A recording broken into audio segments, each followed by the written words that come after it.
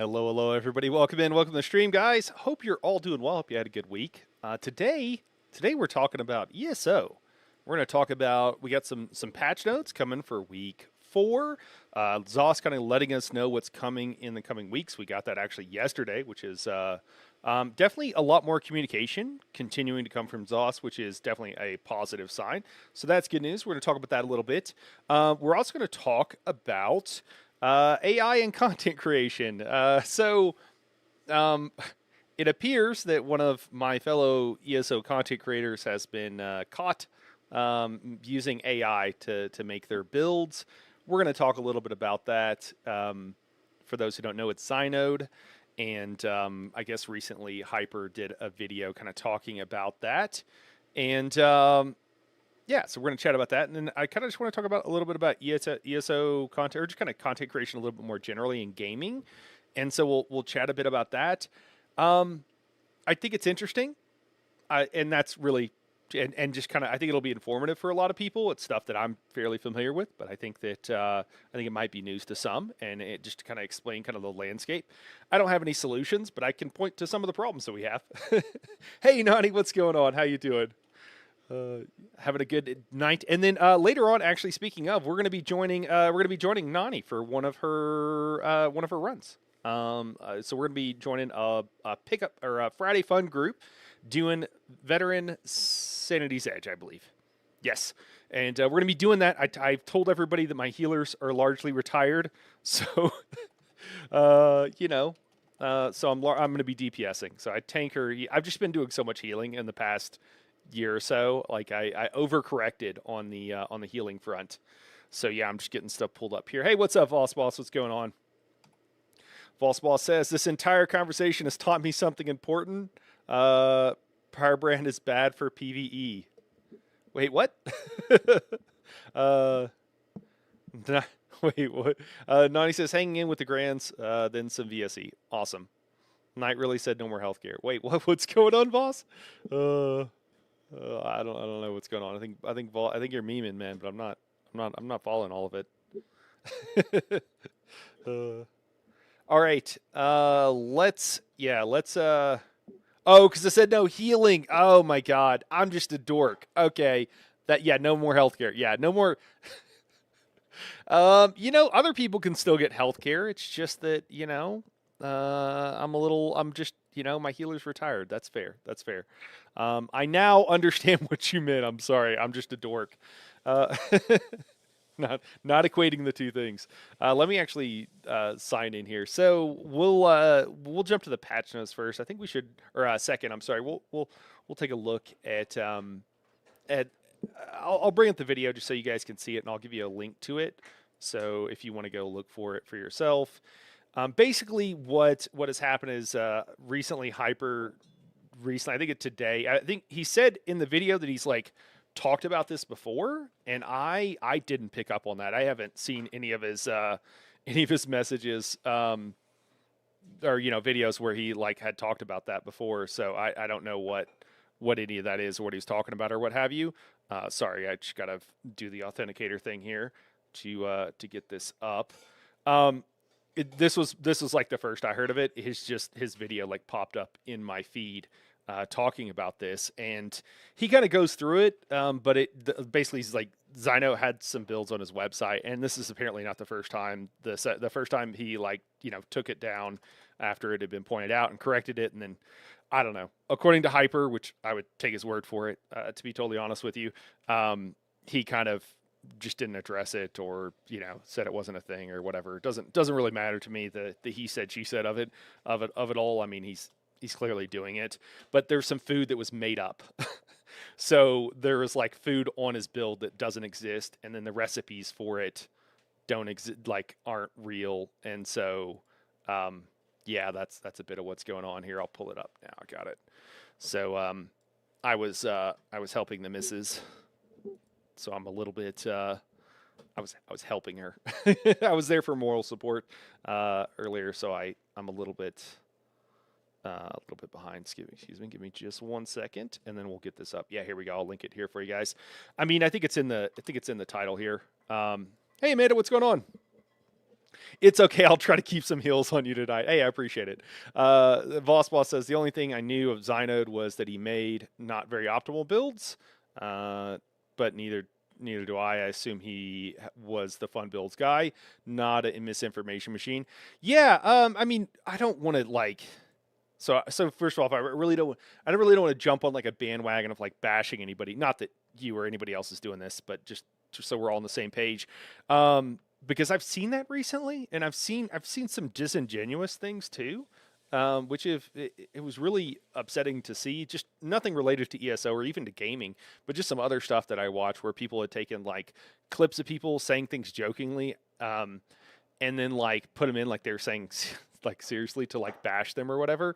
Anyways, I don't want to get on board. I'm not trying to like bash people or whatever. But yeah, so Zynode historically, I have had mixed feelings about him. A lot of my friends, a lot of you guys really liked what he has done, and I had mixed feelings. Like some of his builds would be good. There were certain things he would do oftentimes that I really didn't like. Um, and there were some things that were bigger red flags. But talking to a lot of my friends, um, a lot of people really liked him and thought he was just trying to help people. And I've gone back and forth. I'm honestly have been much more critical in private than in public. Um, and I would never recommend his builds to anybody necessarily. I mean, even though some of them are good, because I knew that some of them were not good. But the latest thing here, so Hyper goes through this, and I don't really. Hyper makes really good builds, and he's very knowledgeable about the game. I think he can be kind of a jerk sometimes, if I'm being totally honest. Um, so can I guess. I don't know. So maybe I'm in a glass house. So I don't love, all of how this stuff is addressed, but he does walk through here and kind of explain some stuff. It's difficult. It's the hot sauce build is the one that is the problem here. And then towards the end, like the real I guess coup de grace, the real clear point of what he's talking about is that the build recommends food that doesn't exist, and it also recommends like four skill lines, but you obviously can only have 3 skill lines and stuff like that. And I don't know why it's just circling here. I don't know why YouTube be okay. Um, YouTube. I don't know what's going on with YouTube here. Also, I should probably check something real quick. Hold on, let me just make sure. Give me 1 second, guys. My audio is going to go down for just 1 second.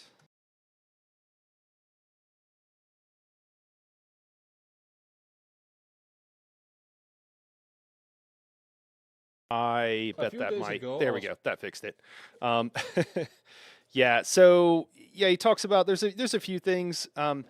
So and there's some shady things that he's been done. He kind of points out that like sometimes he'll do the straw man arguments where he'll say something like, people say this can't be done, and it's like, what people are saying that can't be done, and it kind of feeds into his audience and what have you. Whatever. That's a lot of the stuff. There's a lot of stuff like that I don't particularly care for, but it's like, whatever.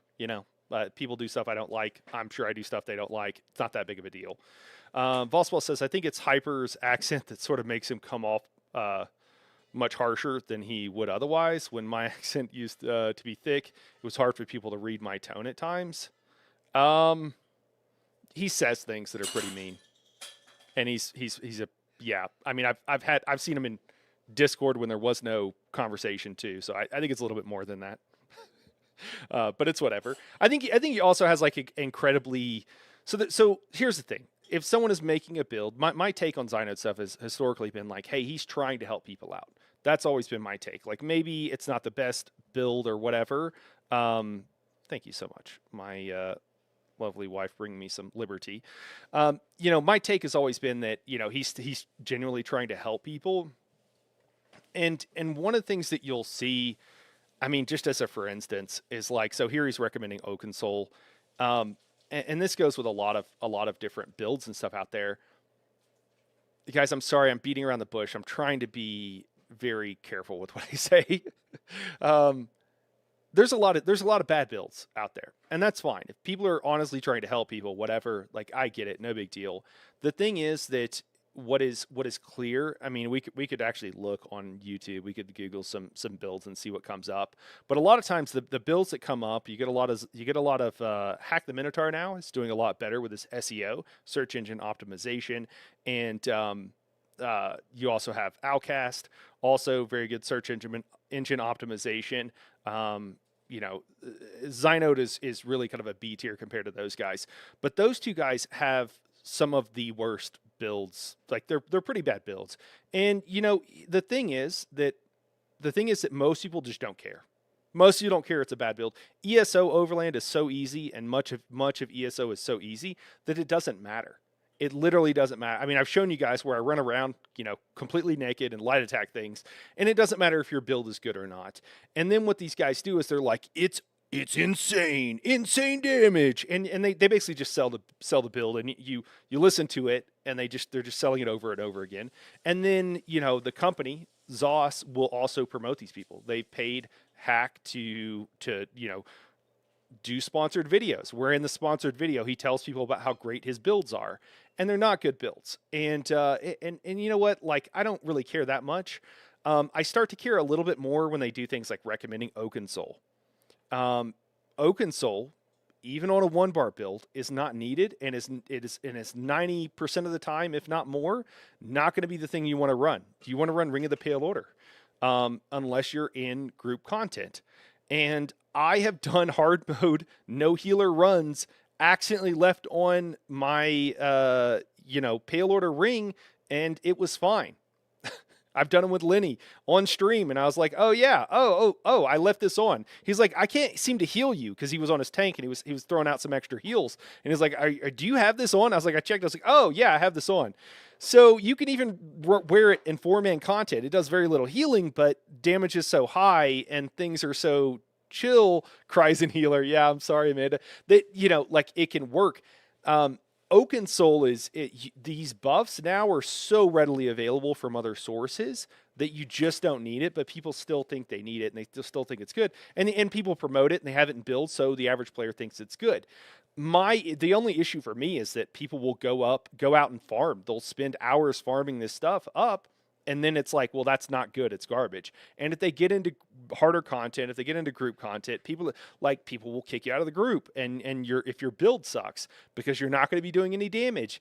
They also tell people that the builds are for all content. There's really no such thing as a build that is for all content. You can have a build that you can design for all content, but you're going to be changing a lot of things out. And what I personally found, because I've done these and tried to do them, as I'll say, okay, if you're going into this content, you need to change this. If you're going into this content, you need to change this. And generally speaking, the feedback I've gotten from people is like, it's too much. It's too complicated. I don't understand. And to me, someone who does this way too much, it's not that complicated. But objectively, it's really complicated. So it's like, okay, I'll just do one build. And I recently did that with a set of heavy attack builds, right? A sorcerer. It's a multi-class thing with the new, multi-classing. But that I made 2 builds. I made one that's for solo, one for group content. Okay. And I say like, hey, this other build is for the group content, but go look at that one. And then, choose the things. And that was one way. I don't know. That's just one way I've tried to deal with this. But, telling people that one build is for all content is just not true. It's usually not built for group content. And it's also usually not even optimized for solo content. And again, if you're only running normal content, you're going to be fine. You're going to go through the content. It's going to be just fine. You might get kicked from group sometimes. You don't know why. It's because your DPS sucks, or because your build sucks and you're dying, or whatever. Sure. But overall, you'll be okay. If you get into harder content, that will become more clear. But the big part for me is like telling people to go farm Oaken Soul or any of these other mythics takes a long time. And there'll be like a beginner build, and then they tell people to go to a mythic. If you want a mythic, guys, I did a video like 2 years ago, and it's still good. With like the 2 5-piece sets you want. I might modify that a little bit now, but probably not. You wear Onsoul's Torment and Zogvin's Warband. Still good. You might be able to swap one of those out for something that'll do a little bit more damage, but they're both pretty easy to get. You could switch one out and instead do like Tideborn maybe, depending on your build. But anyways, like there's only a couple of things you can do that'll work for pretty much any build. And telling someone to go get a set, I see people recommending Medusa. And it's like, oh, they're going to have to run. That's a heavy armor set for those who don't know, but it's a DPS set. And so to run Medusa, you really want to have all of the weapons, which is going to take you, it could take you a many runs to a very boring dungeon at this point to get Medusa. And it's like they'll have builds that'll recommend this stuff. And I don't like people having their time wasted. Is it that big of a deal? No. Like it bothers me way more than it probably should. But that is kind of generally what happened. Nani says, "Let's be real. You have gotten caught in trials with it. Oh, with Pale Order. Oh God, yeah, I have. Why? I was like, I'm not getting any heals, and I had Ring of the Pale Order on. Voswell says, find a new toy. News. The werewolves have appropriated Oakensoul. It is ours. It is ours now. Yeah. Oakensoul hasn't been the best in slot for a while for heavy attack builds. Yeah, Oakensoul hasn't been the best for any even 1-bar builds for over a year. Closer to 2. It's kind of weird to consider it even in the DPS little leagues. It's power creep by contingency. Yeah, people still recommend it because people think it's good. And people call it the one ring to rule them all and, stuff like that. And they kind of meme on it. And they don't realize that the thing is, it's really hard to make a good build because you need to know where to source all those things. Where are you going to get a source of minor protection? Where are you going to get major resolve? Where are you going to get all these things? And then actually making a build. This kind of brings you to the other thing I kind of wanted to talk about is just content creation for ESO in general. So, like I said, most people don't care. Hey, Vesh, speaking of, Vesh is in chat. Vesh, can I talk about you a little bit, man? In our conversations we've had? I don't think you're going to care. Sure. Okay. So like Vesh was like, I really want a written build. And he found a, what was it? Was it a Zynode? No, it wasn't a Zynode. It was, he found a written build by one of these creators that I wouldn't recommend, that all of us would tell someone, hack and outcast. There you go. Yeah. The two that we're talking about. And he was like, he was like, hey, I found a build. I found a build. It's working. It seems to work just fine. And he's right. It will work just fine. Up until the point where it won't, and then it might be a little frustrating or whatever. And I was like talking to him. I was like, oh, don't go get this thing, man. It'll waste your time. And you know what? Again, for the average player, it just doesn't matter. And it doesn't matter. And so anything will work. So AI drivel is like fine. And again, the main thing that folks like Hack the Minotaur do is and Zyno does this a lot, but they tell people how amazing their build are. They're selling the build the entire time. It's like a great salesman pitch. And you know what? I'm not that kind of salesman. I don't want to do that. I don't want to make content like that. But these guys do really well because they are constantly selling. I mean, Hack the Minotaur was selling courses on how to make your own build. He would teach you all the things you need to know for like some price to be able to make your own build. And it's like, people will do that for free. And also I would not pay him to tell me how to make a build. Like that's not going to lead you down. But the truth of the matter is the game is so easy that it kind of doesn't matter. And the other thing is that there's a lot of people that just kind of pick their person and they heard about somebody or that was the person that popped up first in their search list. And, they're just going to go with that. And that's totally fine. Vesh says, now that I've dipped into it, the hack and outcast builds seem mostly fine for beginners to get into it and start their building. Yeah. Yeah. And I mean, anything will do is kind of what it, yeah, Nani says, unstoppable, unkillable, god-slaying, the only build you ever need. Exactly. That's the kind of stuff. And the truth is, and really the problem with content creation in ESO, and I think this is true in the broader games industry, is it's a real problem because if you're a beginning player, you don't know. You don't know who's good and who's not. And the companies don't care who they promote either, generally speaking. And so you just find a build that's popular. Well, what that means is that there are people that their whole thing is search engine optimization and constantly selling people on how great their builds are, but they're not good. And a lot of them, hey, what's up, Wampus? And a lot of them, how do you know if you're a beginning player? You can't look at this. You can't look at this and go, oh, Sororia for a solo build? That doesn't make any sense. That doesn't make any sense. Why would you run Sororia? Zaan is okay. That's a choice. Oakensoul's a bad option.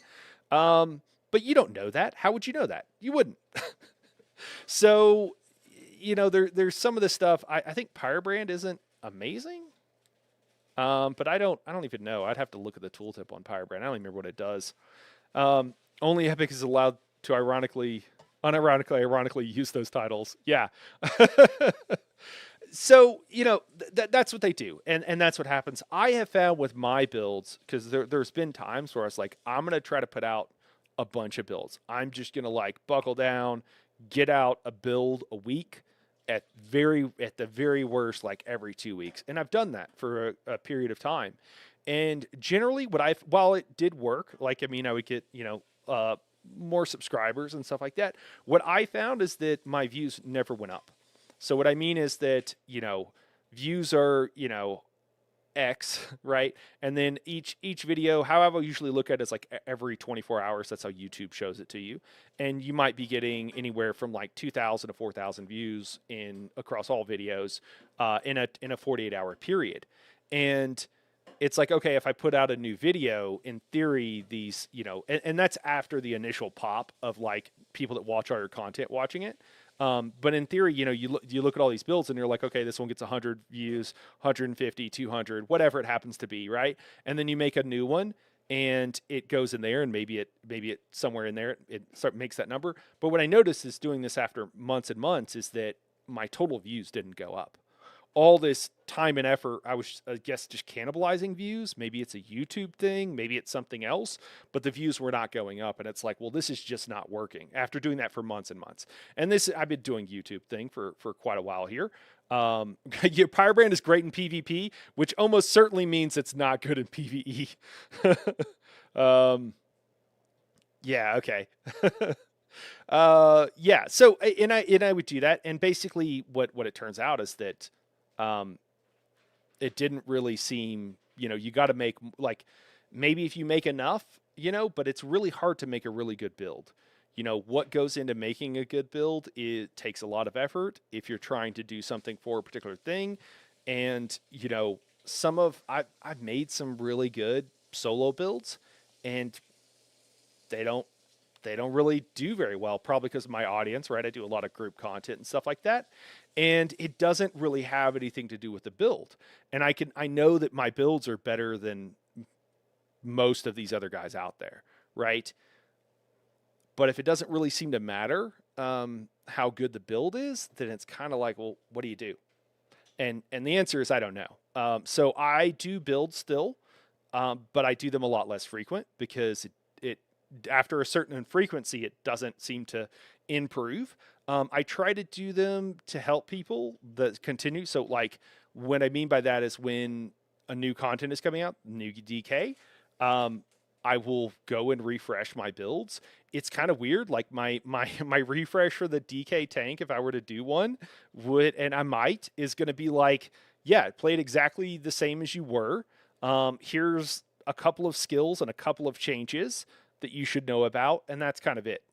Literally nothing else changes. Any other stuff that I've talked about, for a DK tank, really hasn't changed. Very minor, very minor. For DPS, it's totally changed. So yeah, there'll be some new fresh builds on that. But so I assume that Zyno went down this road in order to try to, make more builds more easily and have them available on his website. That's another thing I've realized is the website is just not worth it. It's a lot of work, a lot of effort, and there's no real return on it, at least no immediate return. And it's maybe such a long-term investment. I want to do it. I'd like to have the builds there, but it's a lot of extra work for nothing.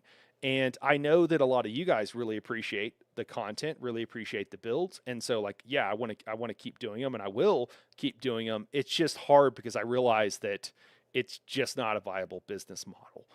And so that's one of the things that I've had to look at and go, well, what are we doing? We got to do something different because obviously this is not working. But yeah, it was unfortunate. You know, I've again I continue to have issues with some of Zynode's builds historically, but to find out that like he's recommending, he's putting out AI drivel is pretty disheartening here. I was gonna find the part like it's towards the end here where he recommends some food that doesn't exist.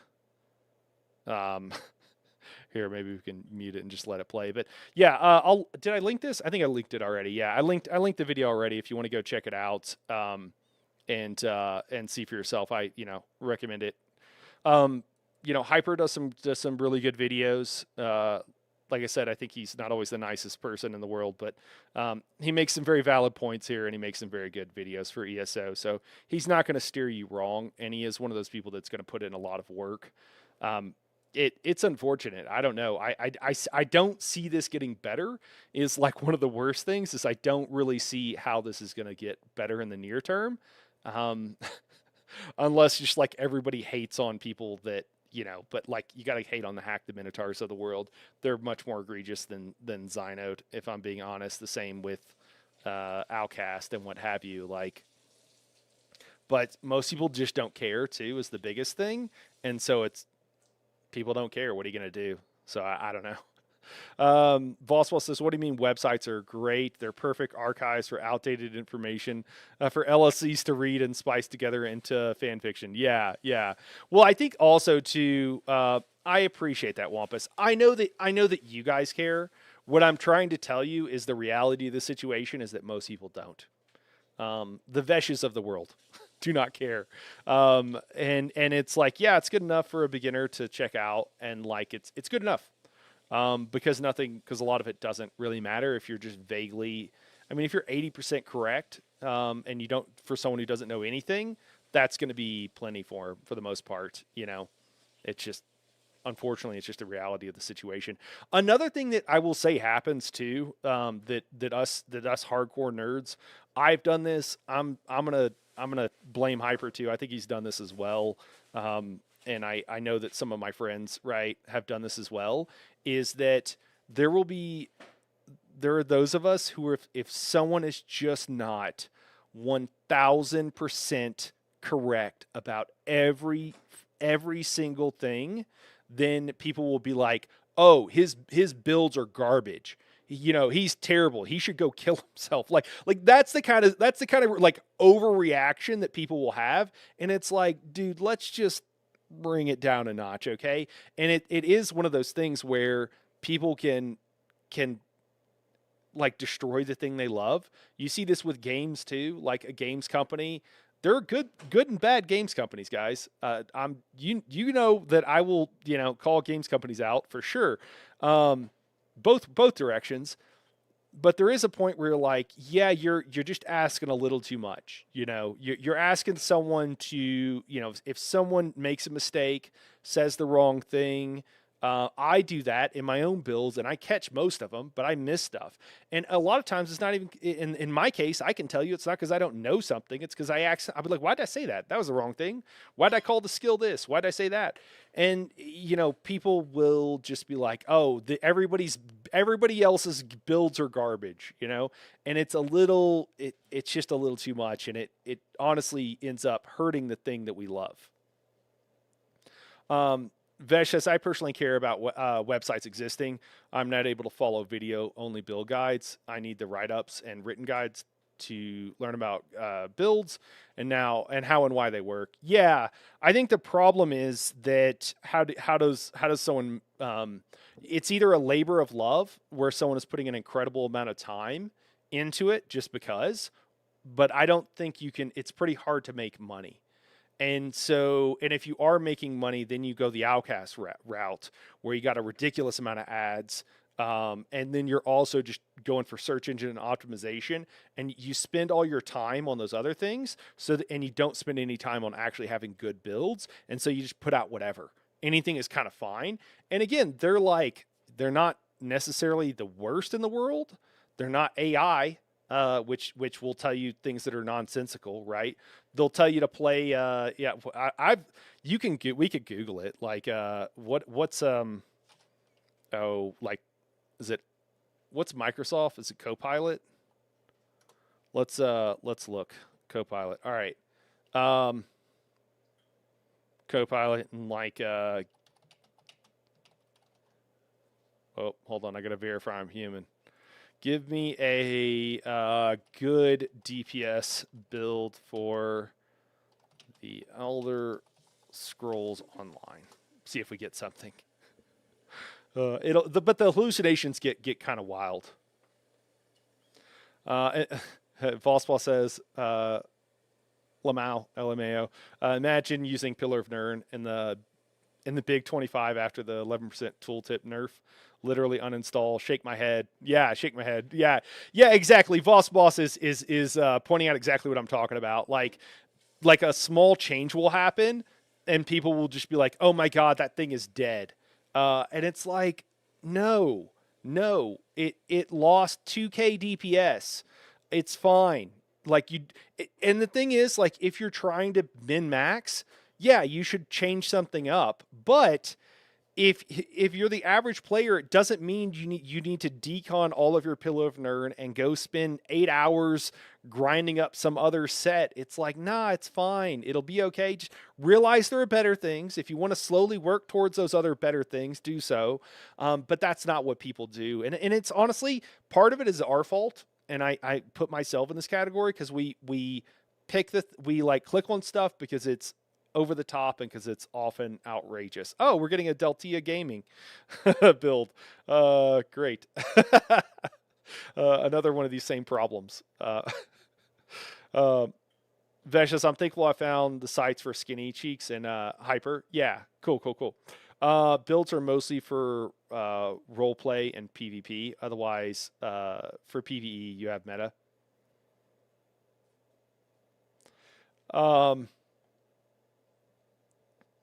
Yeah, I'm not exactly sure what you mean. I mean, yeah, for a lot of PvE, it is trivial, if that's what you're talking about. Yeah, and it doesn't really. And when you get into veteran content, and that's the other thing is like people will kind of run with whatever build, and then they go into like a veteran dungeon or trial that with people that care, and they're just not doing any damage, and they get kicked from the group because they're doing literally almost no damage.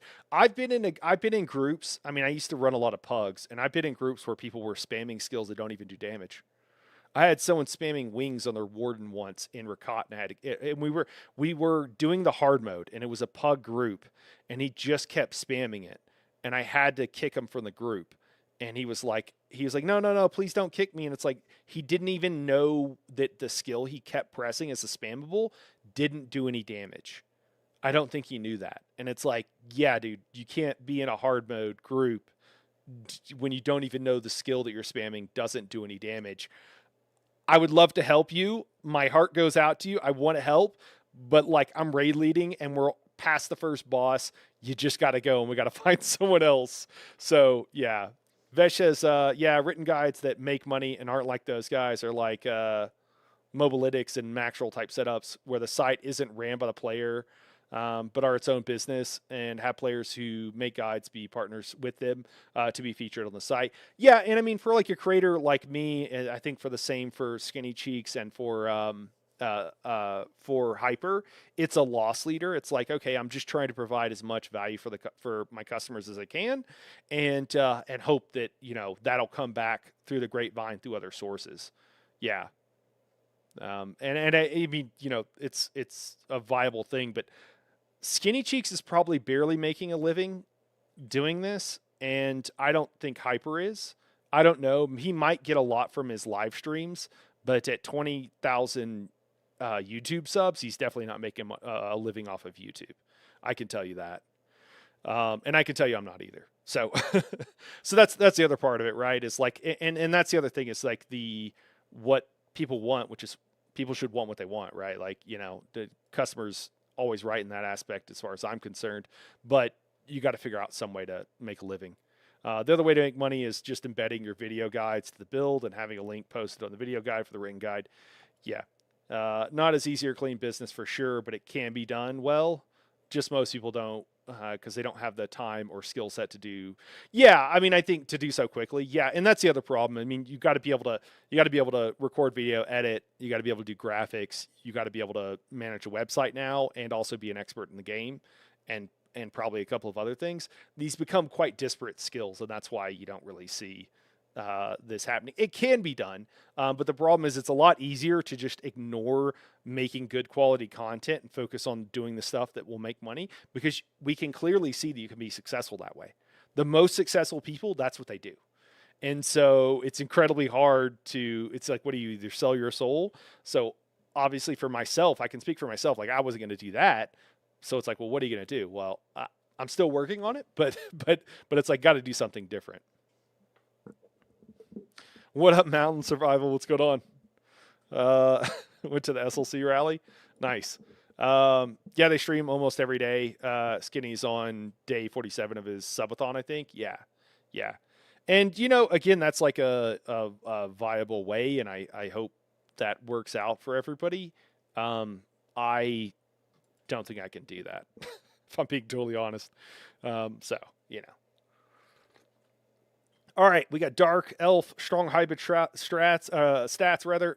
So they're basically just like stealing from Deltia's website. So if this is correct, it's because they stole it. Best overall for critical damage would be Khajiit. That's actually not wrong. This is pretty good. Last time I looked at something like this, it was like you should pick like a Nightblade for your race or something. It gave me some nonsensical stuff. We're doing a stamina build. Mundus, these are the correct Munduses. I just feel like they stole from Deltia's website here. Artaeum Takeaway Broth, Dubious Camera and Throne. These are good. I don't remember if Artaeum is Stam or Mag, but we'll assume it's Stam. Dubious is because there's another one that's slightly different. That is the one's Mag, one's Stam. Essence of Weapon Power. Okay. Front bar dual wield. Perfected Onsl's Torment. You definitely don't need perfected. It's going to add a tiny percent of your damage. Trial set extremely high damage. 5 pieces gives massive damage. See, this is like the nonsense, like massive damage, But okay. With the Arcanist Beam, Nernhoned in charge. This is actually all correct. These are all fine. What else? We got back bar. We were using a bow. Huge damage with. Or did they just steal this from his site? I don't know because this is mostly correct. All Divine, Stam Glyphs. Okay. What do we got? Sveliarch's Flail, Fate Carver, Inspired Barb Trap. Yeah, I think they just... Okay, well, this is going to be a little bit hard because we have 2 different morphs of the same skill. So there you go. That's going to be a little bit tricky to do, but fine. Poison Injection, Fulminating Ruin. Okay, yeah, this is not going to work out great. This is a... Oh, okay. I mean, this will get you like most of the way there. There are some things that are nonsensical. They source hack the Minotaur. So when you ask Chat GPT, or I guess in this case Copilot, you're going to get a combination of Deltia's gaming and hack the Minotaur. That's probably not going to go incredibly well, but this has gotten better, I guess. Who else did they? Oh, Outcast. Okay, they got some skinny cheeks in there. This is pretty interesting. Zynode, Hyper. This is the problem, is that most of the builds out there are probably not going to be good, and most of the sites are not going to be good, and so they're just conglomerating all that. And then you also get the hallucinations. So yeah, anyways, kind of interesting. I made the mistake of using a hack build and couldn't survive trash mobs. Yeah, that's wicked. That's rough, man. That sucks. I thought Onsoul's was a body set. Wait, no, is that a 1 bar build? Oh, I don't. It probably doesn't make any sense. No, this is a 2 bar build. Um, Onsoul typically you'll put on your body just because right now wearing medium on your body is the meta. But you could put it on your weapons if you had another medium set for everything. I didn't even look. What was the other set that they recommended? Oh, Reliquin. Yeah, Reliquin is not. Yeah, best single. I mean, best single target. This is probably from Skinny Cheeks because it is indeed the best single target dot set, or at least one of them.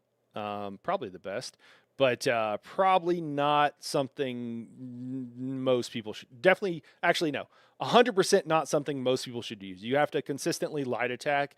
There is a build up on it, and then you also need to make sure you're constantly hitting those light attacks, or literally any other set would be better because if you're constantly missing them, it's not going to go well. Onsoul on the daggers, but what about the bonus? Oh, you're talking about like when you're bar swapping off of it. I would I just meant you can put it on like jewelry and what have you, and it depends what your other set is too, because sometimes you can run a set that is both. You want them to always be active. It's not intrinsically like wrong. That's all I'm saying. Like there's a reason for that or whatever, but it doesn't necessarily mean because you also might front bar something like the Twiceborn or whatever the analogous set is. It I want to say Twiceborn Star, but that's not right. Um, God, I can't remember the name of the set. What's up, Cake Man? Are there big changes to PTS? I haven't been really into ESO in a few months. Yeah, we can pop over and take a look here. We got some notes. Dragonite ability update. Yeah, that's what I want to look at for week 4. Let's take a look. It's situationally right and situationally wrong. Yeah, I mean, your Voss Boss, you're correct that it's like generally a better idea to body it because you want it always. It's one of the sets you ideally want always active, but sometimes you have 2 sets that you always want active. So it just depends what you're running. Yeah, and we're talking about like a good build and not like what's always meta or whatever. You can do a little bit different. All right, so we got community manager Amy here saying, "Hello all. We know there's a desire to see some further adjustments made to some Dragonite abilities, and we wanted to share upcoming adjustments for week 4 on the U49 PTS. Here's what you can expect to see on the PTS on Monday of next week. Hearthfire fixed an issue where this ability and its morphs didn't update their target sorting each tick. We've seen the reports that this is a larger issue with inconsistent ally targeting. Oh no, and we'll be digging into a larger pass sometime in the future when time allows." Okay. That is interesting. So it seems like what they're saying here is that they finally realized that there's a lot of healing abilities that don't smart target. I'm glad they finally realized that. This has been a problem for ever, years and years. Great. I'm glad they realized that it's a bigger problem. Hey, they're moving forward. They're doing different things. Okay, I'm not going to give them a hard time that this has been a problem for literal years, but that's good that they realized it, and I appreciate them addressing it. That's good. Yeah, we've seen the reports. This is a larger issue. Yeah. Okay. Cool. When time allows. Okay. When time allows, they'll get to it. All right. All right.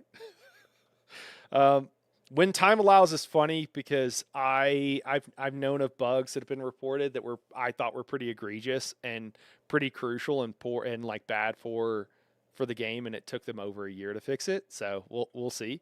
We got Lava Whip here. Molten Whip Seething Fury is no longer deactivated while Engulfing Dragonfire is slotted. All right. Dragonfire Engulfing Dragonfire. This morph's stacking mechanic has been retuned to ensure this morph doesn't eclipse others, while also making its ramping effect easier to achieve consistently. now increases its damage done by 5% every tick, regardless of the enemy hit, up to 50% maximum, rather than increasing the damage done by 20% every other tick if an enemy was hit up to a maximum of 80%. Okay, so that's a big nerf. Well, I say that. It is ticking up faster? No. No, it's not. It's still a lot slower. Yeah, I don't know. We originally tried to avoid bringing this morph down in power while finding alternative solutions that enhance other Dragonite abilities, but in the process, we've heard that the solution felt too restrictive and unintuitive to the class kit, so we're loosening those restrictions and instead toning down the power of this morph so that it stands as a fun alternative with some contextual strengths. Yikes. Okay. I mean, if they are now eliminating, if this sucks, I mean, this looks like a major nerf to me. So it was ticking every other tick. Now it's going to tick every tick, but it's still half the value that it's ramping up each time. It's just ramping up over a longer period of time. That would seem to me like this is a pretty big nerf. That could be really bad. All right, Vesh, we'll catch you later, man. Gonna continue to sip my whiskey. All right, cool, man. Thanks for dropping in, dude. Well, they did eventually get to it / technically progress, although I'm pretty sure Force of Nature still works in PGs. Okay. My DPS DK is ready to go back to full. The math says it's better? That this is better? Can you explain that to me, Wampus? Because I'm not understanding something then. So they're going to increase the damage 5% every tick. No. Regardless of enemy hit. I mean, I guess if you weren't hitting enemies, it'll be better. Up to 50% maximum. Yeah. This is you got to explain the math to me because this would be a pretty huge nerf. It looks like a pretty big nerf to me. I don't know if you're memeing or what, but I assume the latter. Assume you're memeing. Dragonite Standard reduced this ultimate all of its morph cost to 200, down from 250. Reduces the base damage reduction to 7 and 10% based on rank, down from 9 to 12. Reduce the base weapon and spell damage to 270 to 300, down from 345 to 370. Standard of Might, this morph sees the same changes to values as the base morph. This morph now grants the caster 50% damage done, 50% reduced damage taken, and 300 weapon and spell damage while inside the area rather than 470 weapon and spell damage, and a 12% reduction in damage taken. So that's a huge buff. We're making some adjustments to the power of this ultimate between its morph supporting damage version and outright damage version to try and give them a healthier place in the meta. By reducing the cost to aid in uptimes, we're gently reducing the supportive power, while we also try to give back some of the power to the caster to try and deliver on the sentiment many have expressed of wanting the original standard back. While we're not going to exactly revert this ultimate in efforts to avoid oversaturating Ardent Flame in the context of subclassing in the longer term, we're willing to juice these values up for the time being. Okay. Yeah, I mean, a lot more of the DK's damage is going to be coming from standard now. This 15% damage done, while they nerfed a little bit the weapon and spell damage, the increased damage done is huge. Is huge because this wasn't on there at all now. So that's going to be pretty massive. Superheated Ward, Maga Fist. This morph now gains an additional effect while hitting a target at max stacks of Heated Shock, which increases the damage done for the next Magma Fist by 66% within 6 seconds, up to once every 6 seconds. The heat shock now lasts for 7 seconds rather than 10, increasing the damage taken to 66, up from this. They just reverted these changes, so it's back up to 66. We're trying 2 adjustments here, moving heat shock closer to the original duration and power to hit on the feedback we've seen, where many veteran players express a desire to see some of the mastery of this morph's upkeep return. Additionally, we're adding a little bit of power to this morph, so it feels like it offers the caster something as well. So there's an alternative playstyle for stamina-focused DKs. All right. I mean, I think that's really good, especially for Stam DKs, to be able to use this. I, back in the day, had a build. I mean, it's pretty old at this point, but where you used this Stone Giant, now Magma Fist, as your spammable, and it worked nearly as good. It was like a few K DPS off of. It was a few K DPS off of a more optimal build, but because you were providing this buff for your group, it actually overall like increased the damage for your group considerably, and so it was well worth it. And it did all the other buff stuff. So yeah, that's I like that. Mass, what are you talking about? It's a plus 15% damage. It's a small nerf. I mean, this didn't have the 15% damage before. If you're talking about that, they had taken this 15% damage off of them, and it was only damage reduction, right? I'm pretty sure. So that's actually a huge damage boost up here, unless I'm missing something. Yeah, so I like this. They're moving it to 7 seconds from 6 seconds. This is too hard to keep up for all but the sweatiest of players. I think they should have left it at 10. I don't think it matters that much. This putting the duration of this buff at 10 seconds does not raise the ceiling. It only raises the floor. It makes it easier for people to keep up, while not mattering to the people at the very, very, very top. So I think they should leave it at 10 seconds is the main thing. Doubling the damage back will make people want to use it, because that was always going to upset some people. I'm fine with that. I want my friends to enjoy this skill. Isn't only the flame damage missing at this point? Are you talking about from standard doing damage to everybody around it? Yeah, I think it's. I mean, they added weapon and spell damage to it, and reduced the damage that it's blocking a little bit.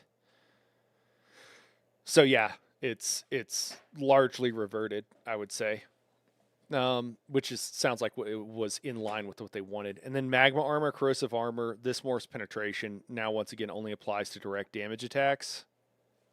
Okay, they're just reverting changes. Adjusting a damage limit to 6% of your max health rather than 12%. Originally 3% per pre-PTS, increasing the damage done by 12.5%, and now targets all enemies instead of only monsters. We're walking back the penetration changes made on PTS Week 1 for this and Onslaught based on a lot of PvP community feedback we've seen. As such, we're also lessening some of the penalties incurred while still keeping a sharper trade-off with this ultimate compared to before. In general, it'll still have a higher damage ceiling compared to live, while sacrificing some duration and survivability, but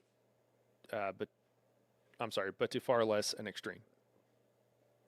The changes reflected above are what you will most likely see with Update 49 launches, barring any unforeseen circumstances. We want to thank everyone for their valuable input during the PTS cycle. Hey, that's nice to see. I don't know if they've done that before. We'll have an article next week which discusses the extent of the Dragon Knight refresh changes we've made based on your feedback and more in-depth look at the PTS process. Cool. Yeah. The standard, they just took the damage off and added the buff, which I'm okay with.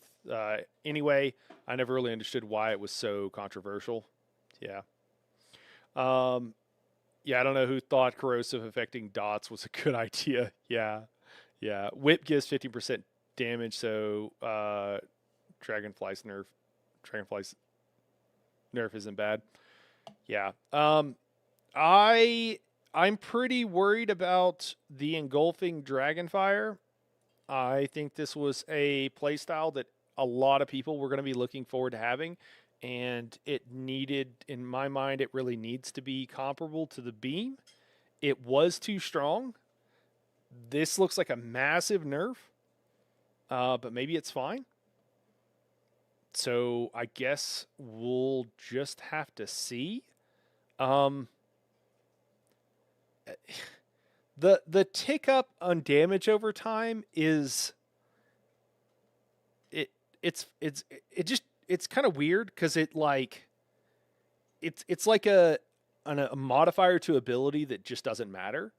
Like you're always going to want to keep this on the entire time. Um, and you're always going to want to keep it channeling. So I'm not.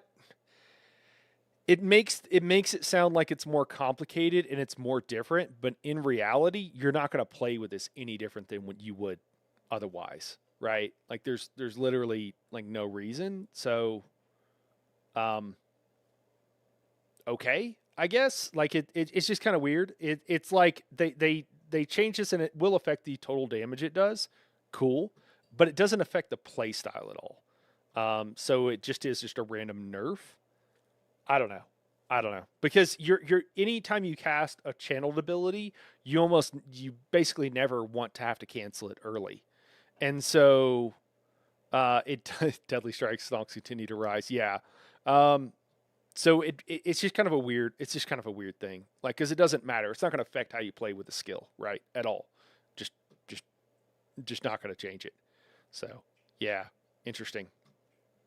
Well, there is. We're at an hour. There was one more thing that I was considering pulling up here.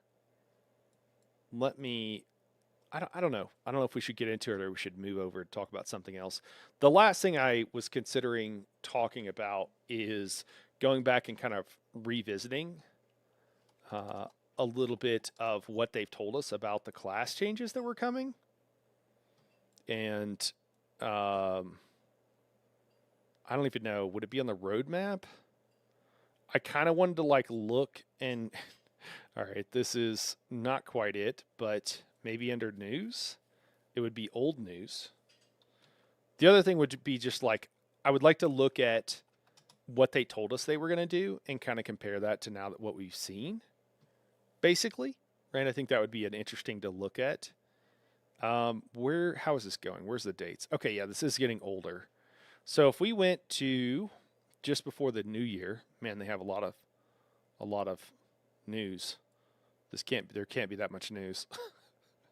uh, Definitely not things happening every week. They're just trying to put out stuff every week. Okay.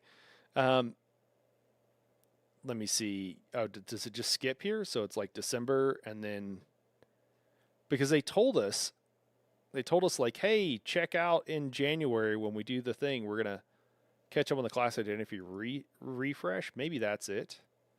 I'd just like to look at this is this it? No, it's definitely an abbreviated thing here. I'd like to oh maybe this is it. I just like to look at what they told us they were gonna do and just like revisit it real quick. So read a deep dive letter. Yeah, okay. So earlier this fall, we asked for feedback. What did they say they were going to do? Design philosophies. We discuss our vision. What does class identity mean? What does it mean for source of power? What do we mean by power fantasy? Adapting around players' experience. Long-term vision. Every class will be viable in any role. I mean, this has already been the case. To us, viability means players can reach their goals with the choices offered. This does not necessarily mean they'll all be equally optimal. Okay. Want each class to feel cohesive and true to its power fantasy with abilities, animations, and audio effects that reinforce its core identity. We're committed to evolving our design philosophies by using player feedback and in-game data to help guide class updates. All right, here's some of their goals. Here we go. Strengthen the unique identity of each class, making them feel fun, rewarding, as well as thematic, unique, and engaging to play. Improving the balance between pure classing and subclassing, so both paths have their place in the game. Make each class's skill lines more varied and distinct for what they offer a role, so that each skill line holds something valuable regardless of what you play. Okay, use both in-game data and player feedback to help inform our decisions, ensuring changes reflect players' experiences and preference. Sorry, guys. Them listening to our feedback is just it's going to continue to be funny for me for a long time. Address power outliers and abilities and skill lines, and look at balance concerns as you progress through each of the classes. Prioritizing mathematical and functional changes before visual and audio updates. Okay, so interestingly enough, like I think a lot of what they said here, um, they are actually doing or have like they're moving in the right direction on. The two main areas is here make each class skill lines more varied and distinct from what they offer a role. That I mean that's some of these things like it oh we're gonna make it more varied. Like it's very easy to achieve that like because it's very soft on what it's promising. But then the last part here is so that each skill line holds something valuable regardless of what you play. Again, you could argue that they can technically do this. Like it'll be fairly easy for them to like technically like have achieved this by just, I mean, add some random buff to the skill line, even if it's not good enough, anybody's going to use it and whatever.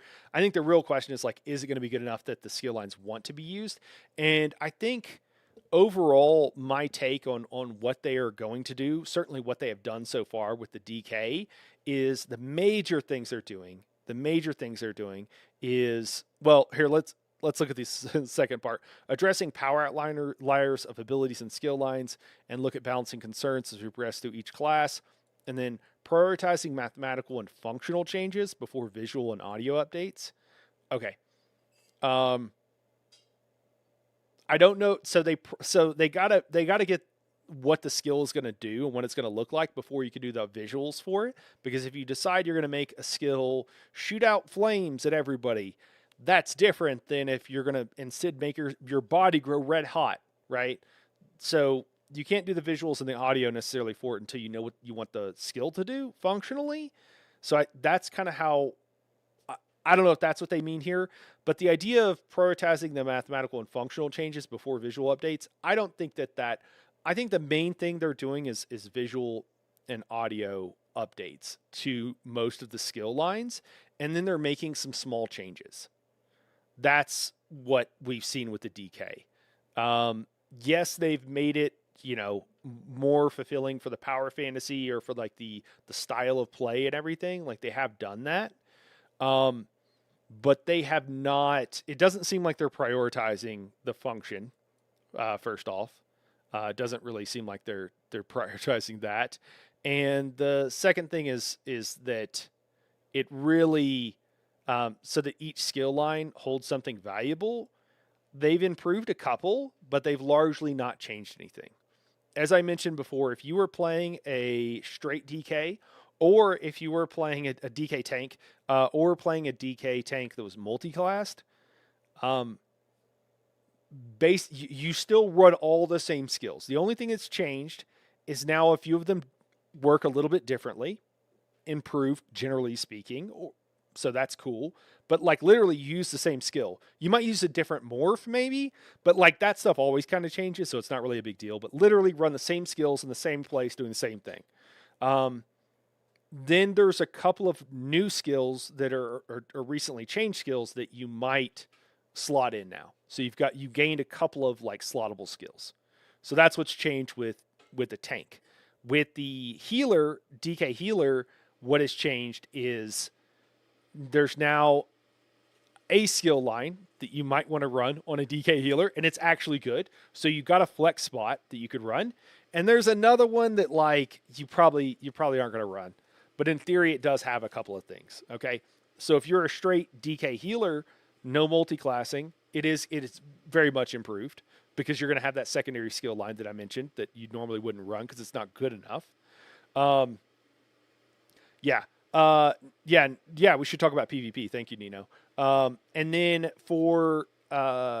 you know, for DPS, they did add a totally different play style, but it also looks like they might be pulling that back. So we'll have to see. It looks like a huge nerf to the Dragon's Breath channeled ability.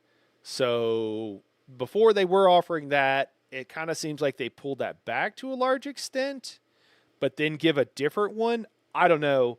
That basically means that DK will continue. If they leave that pulled back, it means that DK DPS is largely unchanged. Some things will be different, but it's largely unchanged. They did improve the pure DK DPS, at least as of last week or whatever. So that was good. And then for PvP, a lot of changes. I think a lot of the changes are very good for PvP. DK having some overpowered abilities that were very broken, and actually making some things that made them a little bit more thematic. I would defer to those who PvP way more than I do, though, about the exact nature of the effects of these changes. Nino says, more importantly, the class is one symbiotic kit now, so you actually feel like there's a choice between subclassing and a full DK build. In PvP, at least, PvE is cooked until all passives get reworked. Yeah, so so I think that these changes are really good. I think that they are making a big step in the right direction. I think I really like most of what they're doing. Um, I think the biggest part that I don't think they're actually going to fulfill on, and they probably think they are, is that each skill line each skill line will hold something of value, but if it's not enough that it matters and you want to take the skill line, it basically, yeah, just joining. What's up, Chris? What's the TLDR? It looks like, from what we can tell, that what they're actually doing is making some small changes. They made this sound like they're reworking everything, and that they were going to really rework all the skill lines so that you could have a reason to run every single skill line in the game. And that's not what they're doing. That's not what they've done, is what I would say, right? So far, that is not at all what they're doing. So with I don't know, I did a video saying that, like, there's no way that they can, do what they said they want to do. And I think that's still true. And basically, they're saying that, no, we're not actually trying to do that, is really what it comes down to. I mean, maybe they are saying they want to do that, but the reality of the situation is that's not what they're doing. And I think that what they are doing is what they probably maybe intended the whole time. So maybe they got a little carried away with promising more than they meant to, or something. But it looks like what we're going to get with each one of these class reworks is we're going to get modifications of what has already been happening. And remember, they said they were starting with the classes they think needed it the most, which is interesting because I don't think any of us thought DK needed it the most. I think there's some other classes that probably needed it more. So that's kind of interesting, on its face that, they started with DK. But what it really looks like we're going to get is we're going to get tweaked classes with a whole update to all the visuals and audio, which is a big change, but is a lot different than reworking all the skill lines and skill, how each individual skill works, which is not what they're doing. They're doing something much smaller, which is fine. I have no problem with that. I like what they're doing, but it's not nearly the promise that we got before. But it is a promise that I do think they can actually fulfill on, because they're doing a pretty good job of it. So that's great news. So a little column A, little column B. Nino says another huge thing to note is that every DK skill now either procs or interacts with burning, and everything does flame damage, which is huge for Buildcraft. Yeah, that's fair. It's not nearly as confusing, for sure. My issue with a lot of that is, like, I'm glad if people like it and it feels very thematic and fun to them. My main issue with it is that in ESO, the type of damage you're doing largely doesn't matter. And so it doesn't it doesn't it's just always a little bit disappointing. I'm not I'm not trying to hate on it. You know, like I it's just when you have anything in a game that is, if I'm doing fire damage and someone's ice, I expect that to do something different. And when it doesn't, it's always going to be a little bit disappointing. And that's just one example, but there's a lot of other things you could that you know, when there's an ability and you expect, do you ever play a game and you're like, oh, you have an ability and you expect it to do something and it doesn't do it and you're like, oh, that sucks. um you know, it's kind of that. Yeah. It's just going to happen. It happens in digital games a lot more than anything else. But Steven says this game now feels like hopping on to play an alpha version of a game that won't come out for years. That's an interesting perspective, Steven. What makes you feel like it's an alpha version? Or do you just mean because of all the changes and everything? Because an alpha, I think of like things aren't complete and what have you. So I'm not sure what perspective you, because I don't, yeah, I'm not sure what perspective you mean that from. Tell me more. Um, it does in PvP. It makes a massive difference. Are you talking about the burning damage? Um, Curious, is poison still viable? Sorry, Nino, I got a little bit behind there. Curious, is poison still viable for DK stand builds? Yeah, yeah. Poison is gone. They took it off entirely, Chris. Yeah. Um, yep. Vesh says, now, how the fire damage interactions are so there is more benefit for having full DK skills to encourage slash empower single class gameplay and make it work closer to the mark of subclassing. Um, yeah, no poison, man. It's gone. uh, which I think is a smart place to start. Um, so I'm not sure what you mean, Vesh. Are there, so there's more benefit for having full DK skills? Just because like certain passives benefiting all DK skills. I mean, sure, yeah. I mean, that's one way that they can do it. I think the idea is that poison didn't make sense because it's clearly a fire dragon that they're referencing. Um, since everything procs and works off of burning, and yeah, it's fulfilling the theme of the like fire dragon. Well, I think they're going to put poison somewhere else. Is the thing, Chris. So I think I don't know where. I don't think we've speculated that it poison makes the most sense on Warden, and makes sense the most on Warden. Could make sense on Nightblade, although oftentimes the Nightblade, for those who don't know, was a class in earlier Elder Scrolls games, and was a combination of a thief type class and a magic user type class. Um, so not really going like the assassin with poison route, but you could still make it work on the Nightblade, I think. Again, if they rework it, right? And then the other place would be the Necro. But I think disease makes a lot more sense on the Necro. People have talked about poison being on Necro. That doesn't make sense to me. To me, it's like Warden and or Nightblade are the places that makes the most sense. I really think the Warden is where it makes the most sense for me personally. Other people have disagreed with me.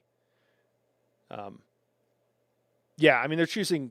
Uh, yeah, Warden has some things that don't make sense though, because it also has ice, and I don't know why you think of ice when you think of Warden. Like that's the thing with a lot of this is like DK has a strong like it makes sense what it does. Sorcerer in Elder Scrolls often has to do with like lightning in the Elder Scrolls Online rather, and also summoning Daedra.